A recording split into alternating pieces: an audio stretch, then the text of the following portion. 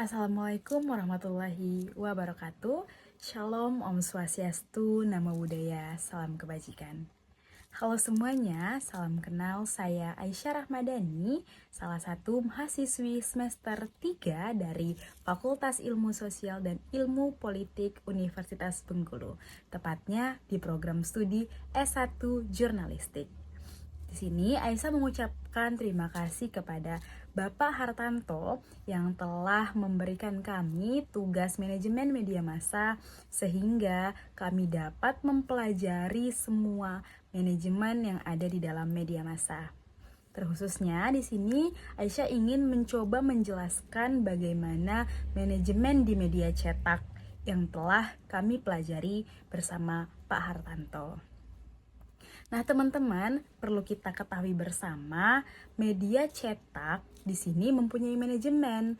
Jadi, media cetak ini dimanajemeni dan yang dimana struktur dalam media cetak ini adalah ilmu mengenai apa saja manajemen yang ada dalam surat kabar, dalam koran, dalam majalah, dan semua media cetak yang ada. Di sini Aisyah akan menjelaskan hal-hal yang ada di dalam media cetak. Yuk simak bareng-bareng.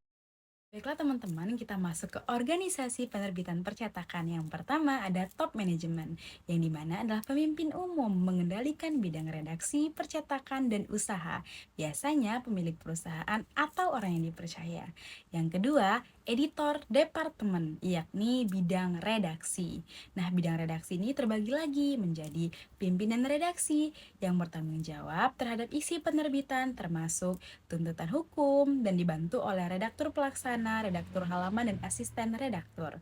Yang ketiga ada sekretaris redaksi yang membantu pimpinan redaksi dalam mengadministrasi dan keredaksionalannya. Lalu ada redaktur pelaksana yang memimpin redaksi dalam melaksanakan tugasnya dalam keredaksionalitasan. Lalu ada redaktur atau editor. Nah, tanggung jawabnya terhadap halaman surat kabar dan dibantu oleh subeditornya.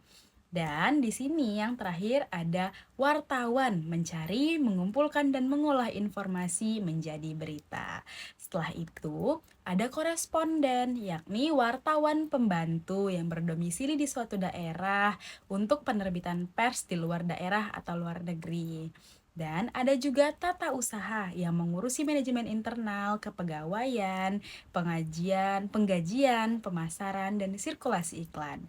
Yang terakhir, ada produksi di mana percetakan sendiri atau percetakan lain.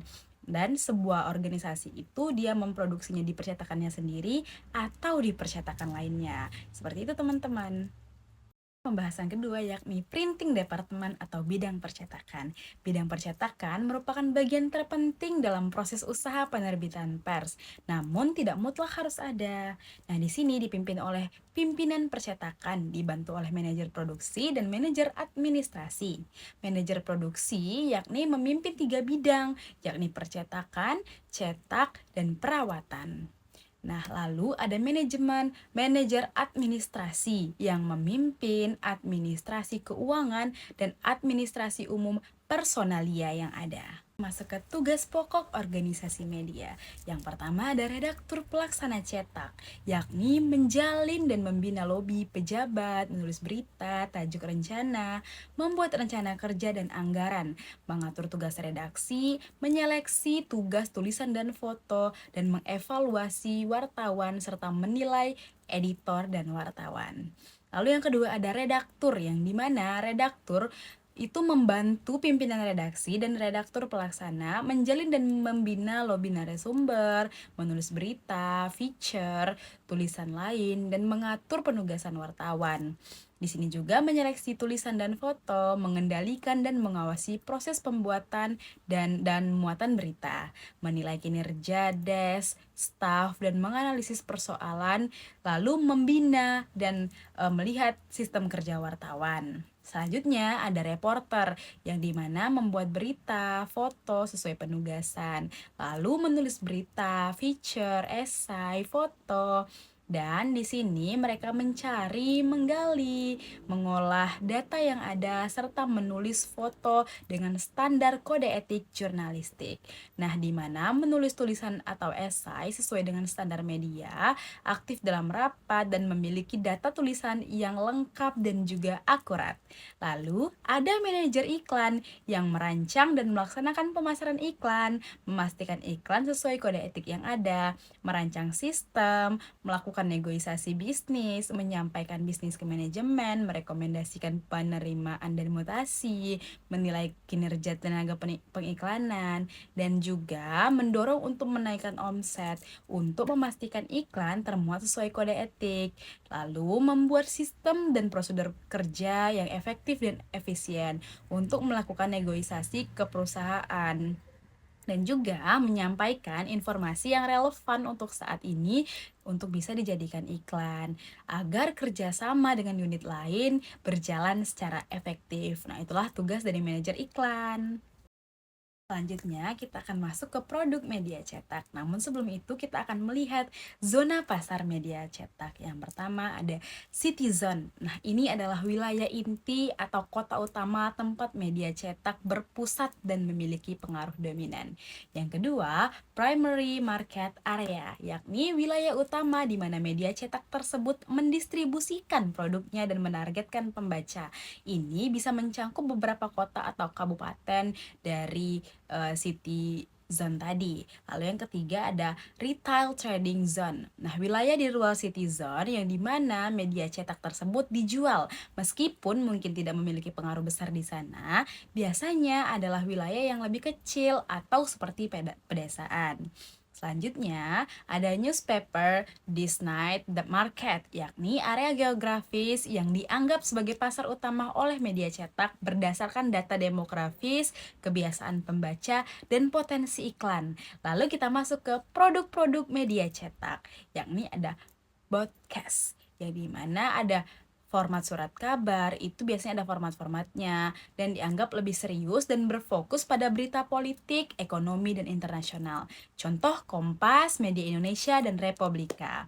Lalu selanjutnya ada tabloid, yang dimana format surat kabar dengan ukuran lebih kecil atau setengah ukuran broadsheet itu sehingga dianggap sering lebih sensasional dan berfokus pada berita hiburan. Contohnya koran Tempo.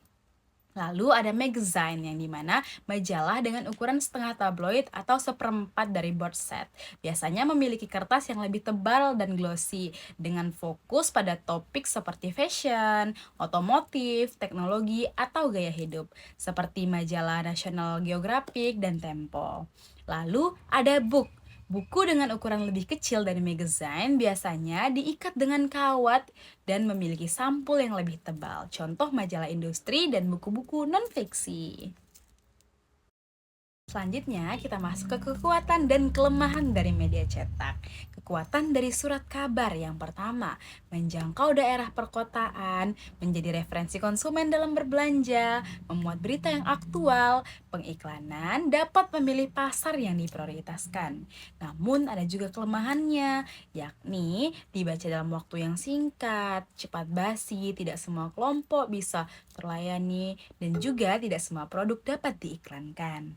Lalu kita masuk ke kekuatan dari majalah, yang dimana majalah bisa menjangkau segmen pasar tertentu, mengangkat produk yang diiklankan, sejajar dengan prestis majalah, dan memiliki edar yang panjang, lalu memiliki visual yang baik. Namun, di balik kelebihan pasti ada kelemahan, yakni fleksibilitas terbatas, biaya yang mahal, dan distribusi yang kurang lancar. Inilah kelemahan dan setiap kelemahan pasti ada kekuatannya dari media cetak. Last but not least, kita masuk ke dalam iklan, yakni iklan dalam media cetak. Nah, jenis iklan ini adalah iklan baris, iklan display, dan iklan advertory. Karakteristik iklan media cetak yakni praktis, cepat, harganya terjangkau, dan juga ukuran serta layoutnya dapat bisa bertahan lama. Apa saja anatomi dalam iklan media cetak? Ada headline, visual, body copy, product shot, backlight, kupon, dan juga flash. Nah, inilah tadi iklan dari media cetak.